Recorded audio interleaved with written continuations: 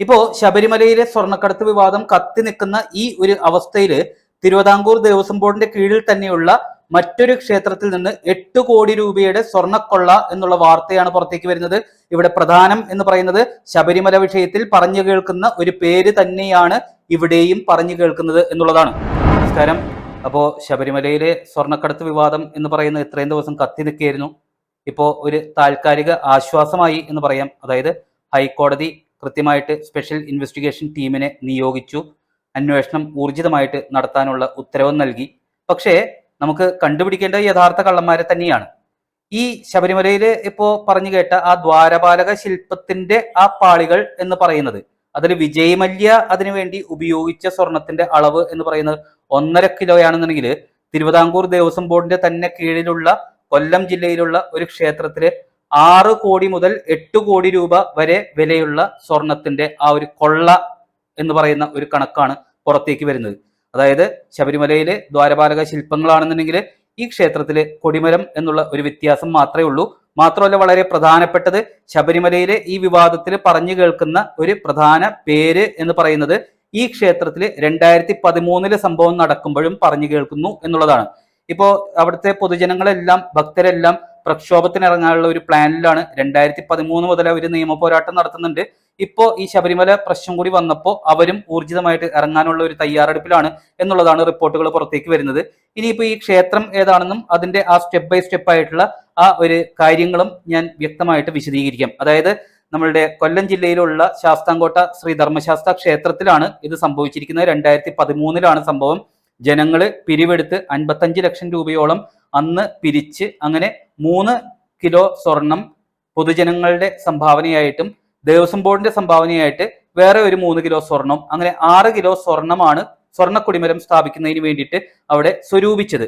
അതിനുശേഷം അത് സ്വർണ്ണക്കൊടിമരമാക്കി മാറ്റിയപ്പോൾ 5 kilo 200 gram സ്വർണം അതിനുവേണ്ടി ഉപയോഗിച്ചു എന്നും ബാക്കി അതിന്റെ ഭാവിയിൽ വരാവുന്ന മെയിൻ്റനൻസിന് വേണ്ടിയിട്ട് ഒരു 800 ഗ്രാം ദേവസ്വം ബോർഡ് അതേപടി സൂക്ഷിച്ചു എന്നുമാണ് പറയപ്പെടുന്നത്. അപ്പോ ആ ഒരു സ്വർണ്ണക്കൊടിമരം സ്ഥാപിച്ചതിന് ശേഷം 3 മാസം കഴിഞ്ഞപ്പോഴത്തേക്കും ആ സ്വർണ്ണക്കൊടിമരത്തിന് ക്ലാവ് പിടിച്ചതായിട്ടും കറുത്തതായിട്ടും ഭക്തര് ശ്രദ്ധിച്ചു. അപ്പോഴാണ് അവര് നേരെ ലോക്കൽ പോലീസ് സ്റ്റേഷനിൽ പോയി പരാതിപ്പെടുന്നു.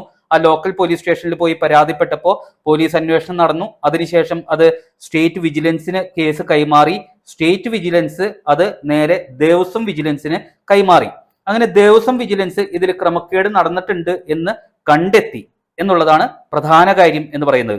അതിനുശേഷം സംഭവിച്ചത് എന്ന് പറഞ്ഞു കഴിഞ്ഞാൽ ഇത് ലാബിൽ കൊണ്ടുപോയി ടെസ്റ്റ് ചെയ്യണമല്ലോ, അതായത് കൃത്രിമം നടന്നിട്ടുണ്ടോ എന്താണ് എന്നുള്ളത്.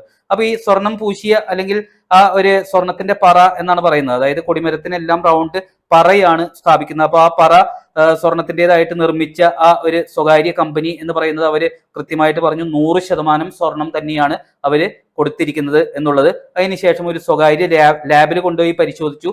അപ്പോഴും അവിടെ നിന്ന് വന്ന റിപ്പോർട്ട് എന്ന് പറയുന്നത് 100% സ്വർണം എന്ന് പറയുന്നതാണ്.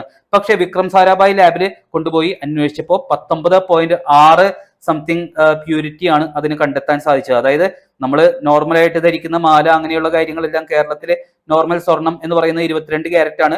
തങ്കമാണെന്നുണ്ടെങ്കിൽ 24 ക്യാരറ്റ് ആണ്. ഇത് 19 സംതിങ് പ്യൂരിറ്റി മാത്രമേ ഉള്ളൂ എന്നും ഈ കറുത്തതിന്റെ കാരണവും അല്ലെങ്കിൽ ക്ലാവ് പിടിച്ചതിൻ്റെതൊക്കെ ആയിട്ടുള്ള കാരണം എന്ന് പറയുന്നത് മെർക്കുറിയുടെ അളവ് കൂടിപ്പോയി എന്നുള്ള ഒരു ന്യായീകരണം കൂടിയാണ് ദേവസ്വം ബോർഡ് പറഞ്ഞത് എന്നുള്ളതാണ് നാട്ടുകാര് വ്യക്തമാക്കുന്നത്.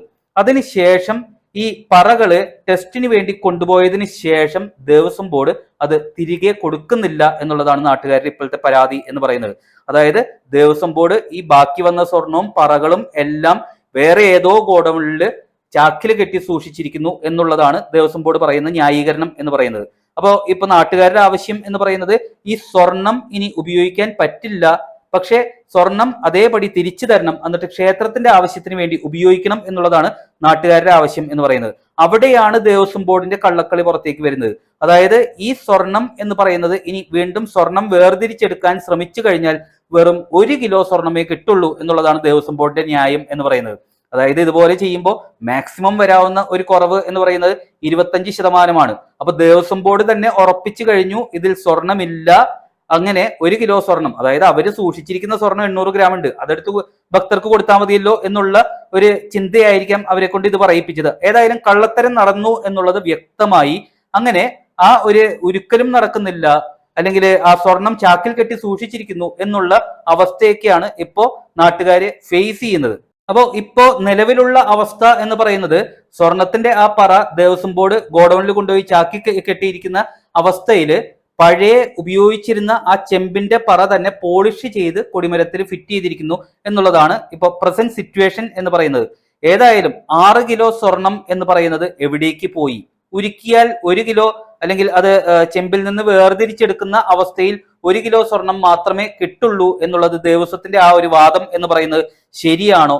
ഇതെല്ലാം ഇനി നിയമപരമായിട്ടുള്ള ആ ഒരു നടപടിക്രമങ്ങളിലൂടെ അല്ലെങ്കിൽ കൃത്യമായിട്ടുള്ള അന്വേഷണത്തിലൂടെ എല്ലാം കണ്ടെത്തേണ്ടതാണ്.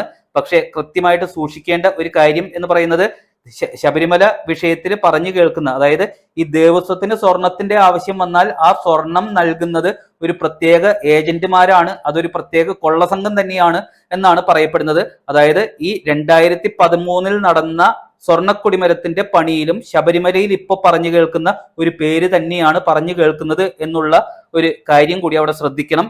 മാത്രമല്ല, സ്വർണം നഷ്ടപ്പെട്ടിരിക്കുന്നത് വീണ്ടും ഒരു അയ്യപ്പ ക്ഷേത്രത്തിൽ തന്നെയാണ്, അതായത് ധർമ്മശാസ്ത്ര ക്ഷേത്രത്തിലാണ്. തിരുവിതാംകൂർ ദേവസ്വം ബോർഡിന്റെ കീഴിൽ തന്നെയുള്ള ക്ഷേത്രമാണ്. അപ്പോൾ എല്ലാ കൊള്ളസംഘങ്ങളും ആ ഒരു തിരുവിതാംകൂർ ദേവസ്വത്തിന്റെ കീഴിലാണ് വർക്ക് ചെയ്യുന്നത് എന്ന് തന്നെ നമുക്ക് പറയേണ്ടി വരും. ഇതെല്ലാം അന്വേഷണത്തിലൂടെ കണ്ടെത്തേണ്ടതാണ്. നാട്ടുകാരേതായാലും അതിന് കച്ചകെട്ടി ഇറങ്ങാൻ തീരുമാനിച്ചിരിക്കുന്നു എന്നുള്ള വാർത്തയാണ് പുറത്തേക്ക് വരുന്നത്.